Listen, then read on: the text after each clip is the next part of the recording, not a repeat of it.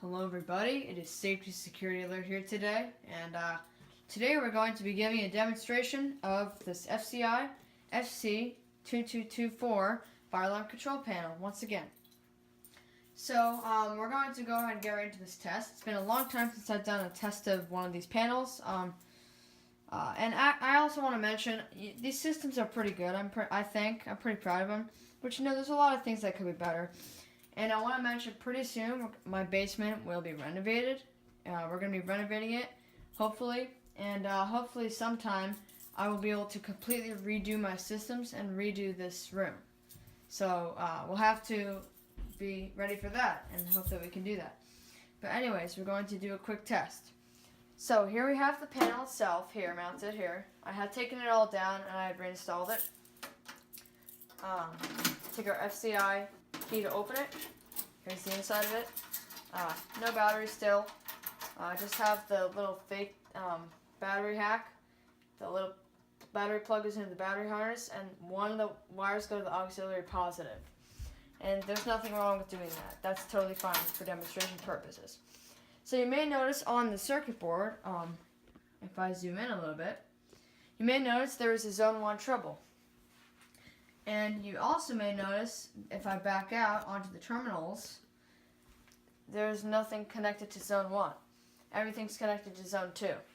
So basically what happened is the plastic around here for zone 1 completely broke, and the zone 1 terminal spot is completely cracked.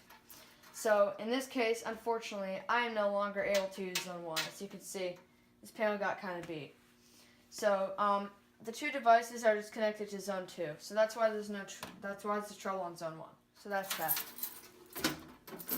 So we're gonna go ahead and go over devices now. So if we go right next to the panel right there, as you can see, we have the Firelight BG10L pull station. But as you can see by the title right here, or the label, it says Johnson Controls Inc. So this pull station has been rebranded by Johnson Controls. I believe they don't make this pull station anymore. This is the BG10. The regular Firelight version was also discontinued. And I might have another separate video about that. And about the whole Johnson Controls merging with Tyco Simplex Grinnell.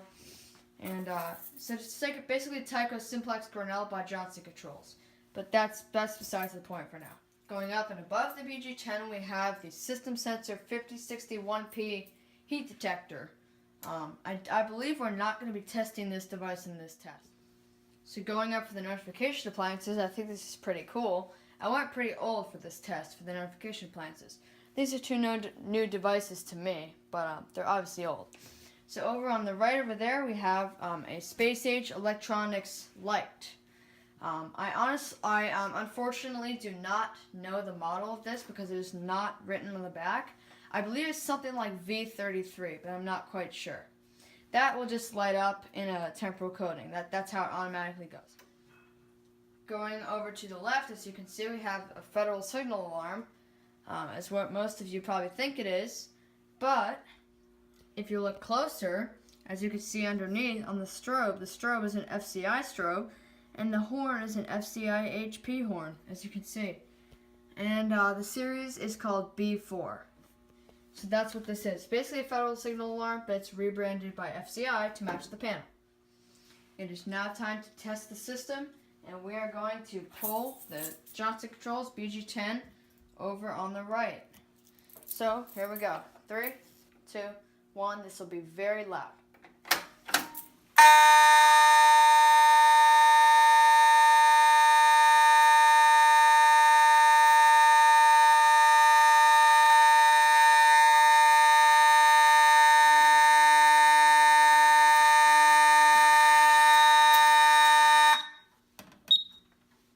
Wow, that is very, very loud.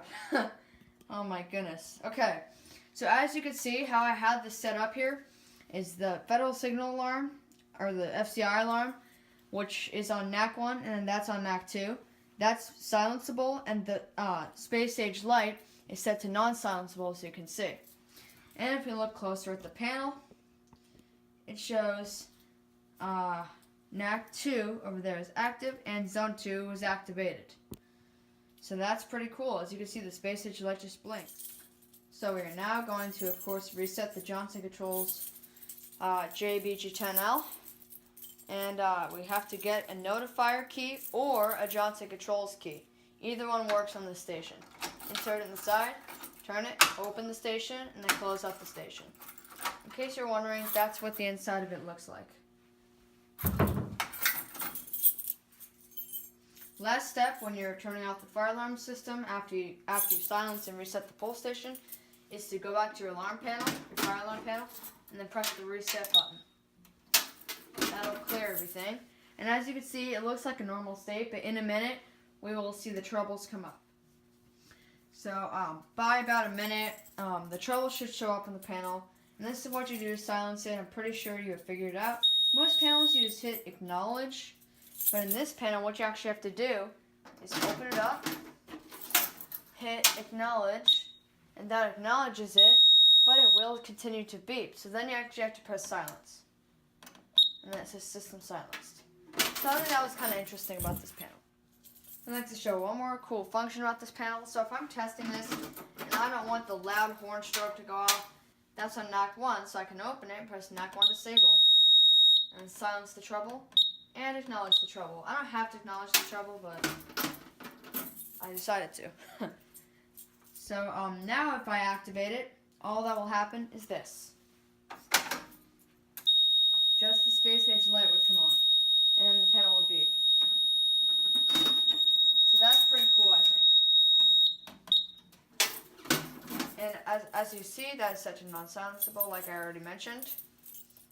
And then we have to find the Johnson Controls key once again, reset the station, and of course reset the panel. And also, when you reset the panel, it'll automatically deactivate the disable, so it'll re-enable it once you reset it. So yep, there you go, everybody. Thank you for watching this quick video. I hope you enjoyed. So subscribe if you want to see more. Like I said again, hopefully soon this basement will be redone and you'll get to see all new demonstration systems. And a lot of you were asking about why I took down the life safety system. I'm not really going to talk about that, but it was just something came up and we decided we didn't need it.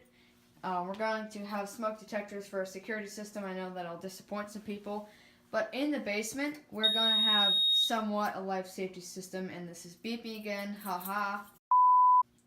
So, I'm going to have somewhat a system around the basement, hopefully. And I'll just have all these demonstration systems, all these new ones, to present everything I need to teach and demonstrate. So anyways, thank you all again for watching, and stay tuned for some more videos coming soon.